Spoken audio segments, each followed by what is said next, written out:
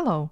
In this video we will simplify radicals, and before we start, to the left we have a table with numbers that we get by raising whole numbers to the third power, to the fourth power, and to the fifth power.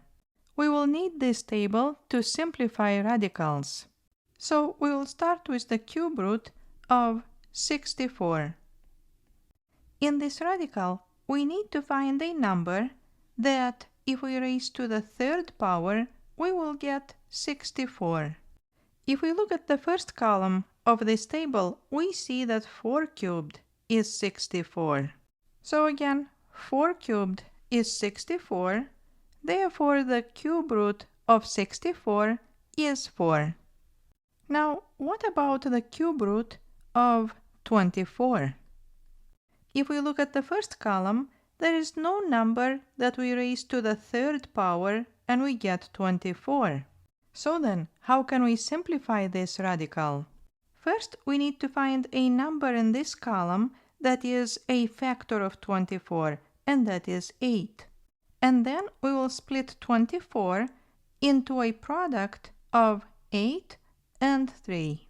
Then in the next step, we will apply the product rule, which is the nth root of a times b equals the nth root of a times the nth root of b.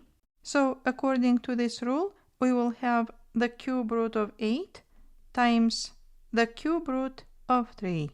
Then the cube root of 8 is 2, because 2 cubed equals 8, and the result will be 2 times cube root of 3. So this part stays as it is, because there is no whole number that we would raise to the third power and we would get 3. Now, what about the fourth root of 32? Let's look at this column with numbers raised to the fourth power. Is 32 in here? No, but we see 16 that is a factor of 32. So then, we will split 32 into a product of 16 and 2. Then applying the product rule, we will rewrite this as the fourth root of 16 times the fourth root of 2. Then the fourth root of 16 is 2, because 2 to the fourth power is 16. So then the result will be 2 times the fourth root of 2. Now let's try the fifth root of negative 1024. So here inside the radical we have a negative number. Now let's look at the column with numbers raised to the fifth power. Here we see that 4 to the fifth power is 1024. But then what number raised to the fifth power will give us negative 1024? That will be negative 4. So if we take negative 4 and we multiply it 5 times, we will get negative 1024. So this radical is negative 4. The next expression is the fourth root of negative 81.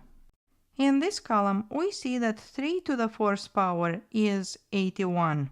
But what about negative 81? So what number can we raise to the fourth power and get negative 81? We cannot find such number, because when we raise a number to an even exponent, the result is always positive. So no real number raised to the fourth power will give us negative 81. So then, we say that the fourth root of negative 81 is not a real number. So we can have a negative number inside of a radical that has an odd index, but we cannot have a negative number inside of a radical that has an even index. And now the last expression is the cube root of 4 times the cube root of 10. In this column, we don't see any numbers that we would cube, and we would get 4 or 10. Then in this case, to simplify this expression, we will use the product rule in reverse. So we will write the product of these two radicals as the radical of a product of 4 and 10. This will be equal to the cube root of 40. Then in this column with perfect cubes, we see that 8 is a factor of 40.